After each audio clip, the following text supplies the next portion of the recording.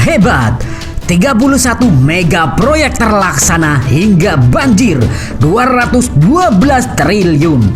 Eropa iri karena mangkrak. Negara lain menggugat karena memang terganggu.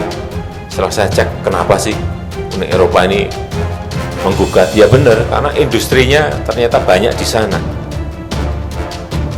Kalau dikerjain di sini, artinya di sana akan ada pengangguran. Di sana akan ada pabrik yang tutup, di sana akan ada industri yang tutup. Tapi kan kita juga mau maju, kita ingin maju, negara kita ingin menjadi negara maju. Kita ingin membuka lapangan kerja. Kalau kita digugat saja, kita takut, mundur, nggak jadi, ya nggak akan kita menjadi negara maju. Terus saya sampaikan kepada Menteri, terus, Pak ini apakah? Terus saya sampaikan kepada Menteri, terus, Pak ini apakah? Terus.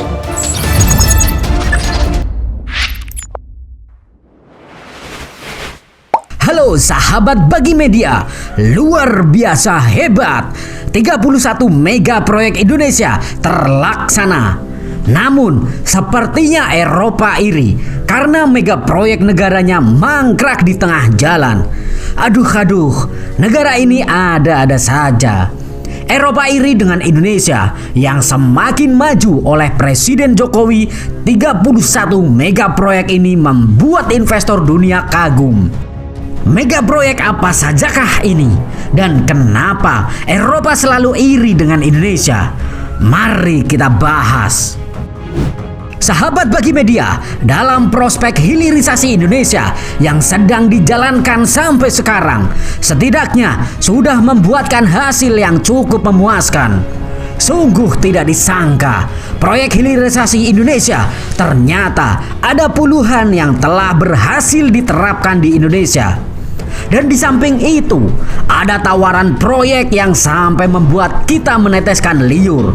Dan hal itu adalah tawaran 31 proyek Indonesia yang mencapai lebih dari 200 triliun rupiah. Sahabat Bagi Media, Kementerian PUPR menawarkan sebanyak 31 proyek kerjasama pemerintah dengan badan usaha atau KPBU senilai 212 triliun rupiah.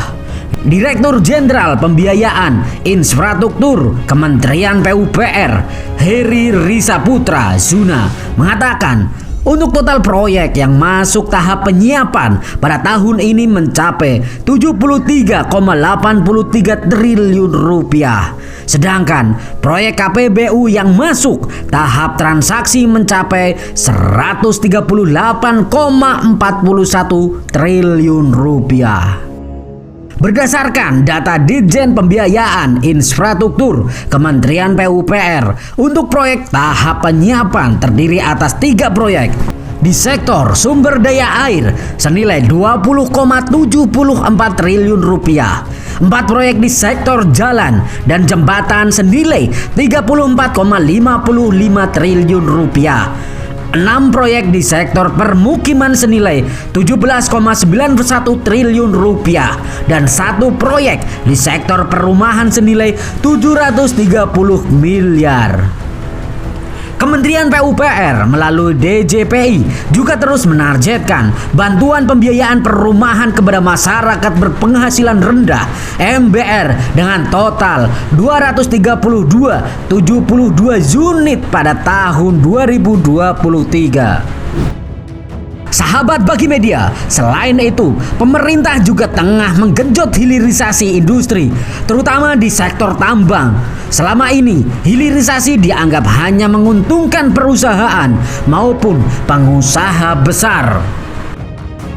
Namun, ternyata hilirisasi juga bisa menjadi peluang bagi usaha mikro, kecil, dan menengah atau UMKM di Indonesia. Kementerian Koordinator Bidang Kemaritiman dan Investasi secara khusus memberikan perhatian dalam program hilirisasi dan peluang kepada UMKM. UMKM di sekitar kawasan industri memiliki potensi besar dan harus mendapatkan pendampingan. Misalnya, di wilayah Indonesia Timur, UMKM di sektor kawasan industri bisa menyerap puluhan ribu tenaga kerja baru.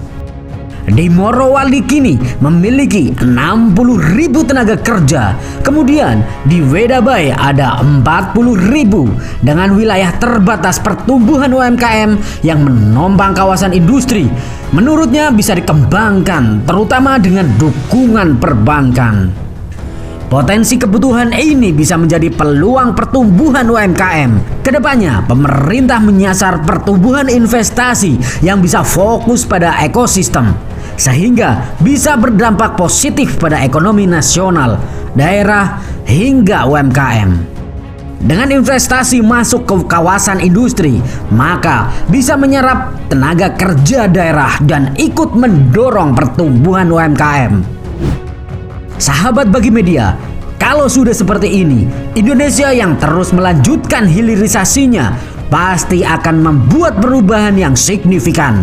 Lantaran sudah banyak proyek besar-besaran hingga keberhasilan pun diraih oleh Indonesia. Jadi, kita sebagai rakyat Indonesia yang selalu mengeluh akan pemerintahan yang tidak melayani kita dengan baik, kalau ada berita seperti ini sepatutnya kita bersyukur. Jangan santuy terus.